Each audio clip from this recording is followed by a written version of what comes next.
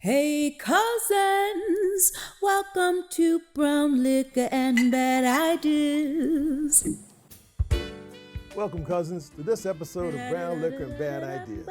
I'm your cousin, Cornell Wright. Sit down and have a quick one with me, won't you?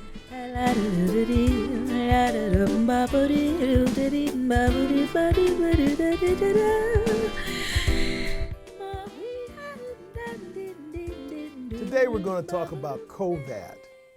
So you say, what is COVAX? Well, COVAX is the organization that's come together as a portion of the World Health Organization. You've heard them talk about the WHO. They look at the global health climate, the community, try to make recommendations and those sorts of things, right? So they're putting together COVAX, and at this taping, there are 172 countries in the world who've signed on to be a part of COVAX.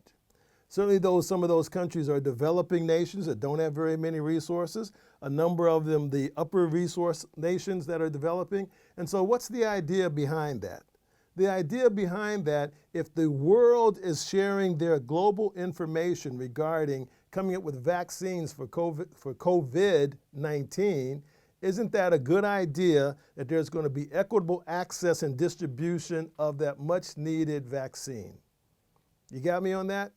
They're trying to develop a planetary description and distribution of vaccines for COVID-19.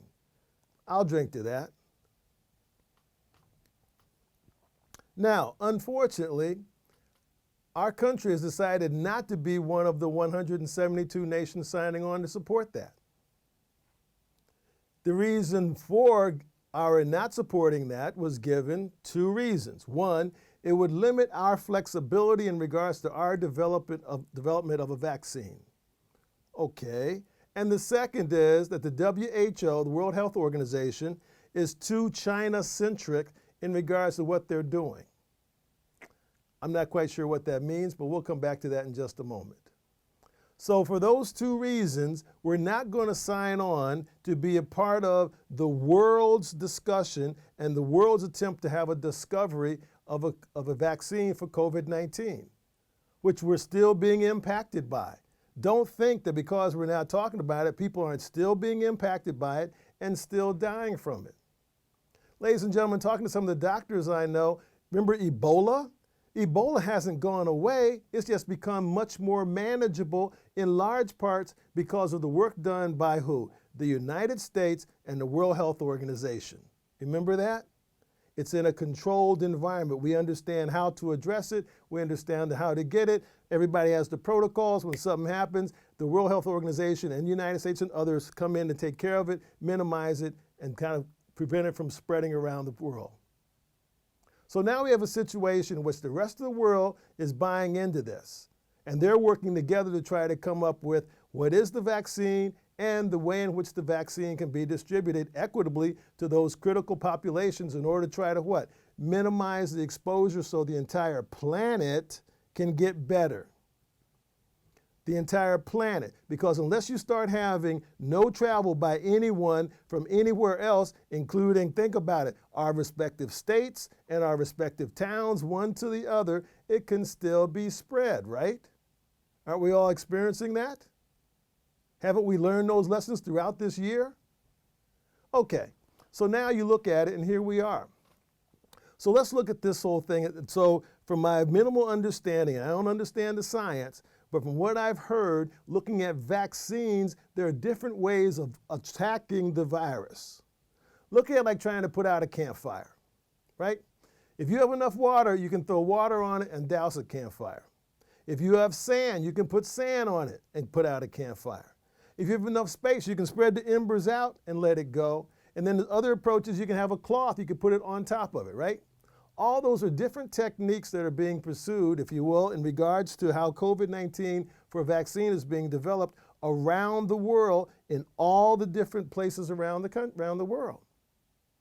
Now, also recognize, cousins, that India and China in particular are the two of the nations that have primary distribution or development for the vaccines and the drugs that we have in the United States. Maybe they didn't develop them, but they sure are distributing and producing them.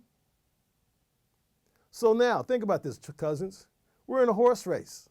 The whole world is in a horse race in order to try to get to the point of coming up with a COVID-19 vaccine. COVAX is the organization everybody's going to be working with. The United States is not being a part of it because supposedly China is, because the World Health Organization is China-centric. Come on, cousins. If you leave the field, that's what's that? That's called a forfeit. That means we're letting China continue to be more China-centric. I don't like that.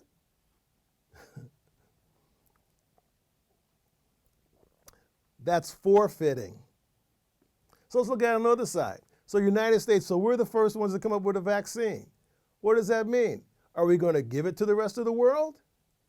Or are we going to charge them for it? Or are we going to hold them hostage? What scenario plays out that the United States is better off as a result of that if we come up with the vaccine first? What about if the rest of the world wins with all the resources of all the different labs and capabilities that they're working with? What does that say? That says that they didn't come to us and say, well, you didn't play when the opportunity was there. Do we have to wait? And then, cousins, let's go to another question.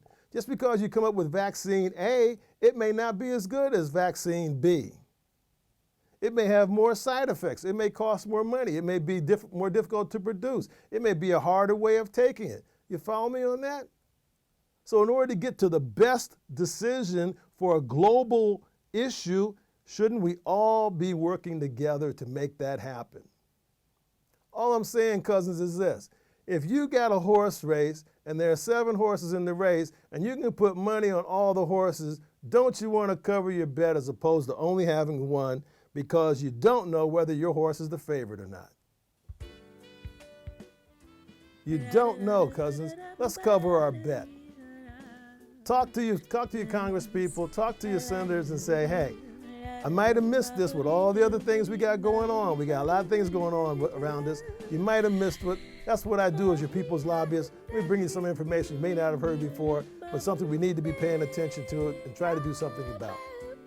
That's this episode of Brown Liquor and Bad Ideas. Thank you for joining me. You take care of yourselves.